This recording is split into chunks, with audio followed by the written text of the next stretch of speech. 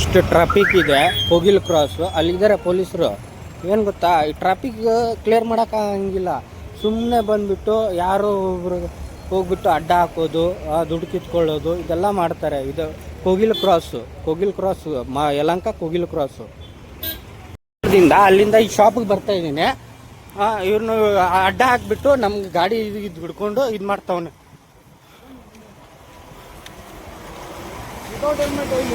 Without helmet ಅಲ್ಲ, ಒಂದು ನಿಮಿಷ ಇರೋ, ನಾನು ತೋರಿಸ್ತೀನಿ ನಿನಗೆ.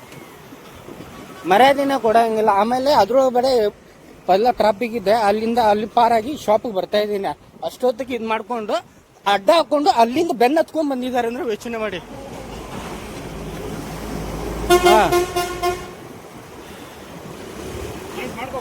ಮಾಡ್ಕೋತೀವಿ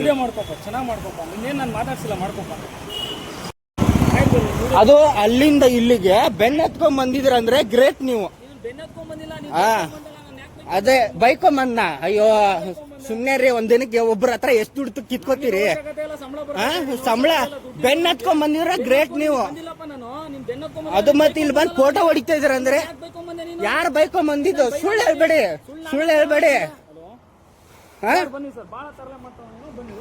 ತರಲೆ ಮಾಡ್ತಾವನೆ. ಬೈಕೊಂಬಂದೆ ಅದೇನಾಯ್ತು ಪ್ರೂಫ್ ತೋರ್ಸ್ರಿ. ಬೈಕೊಂಬಂದಿದ್ದ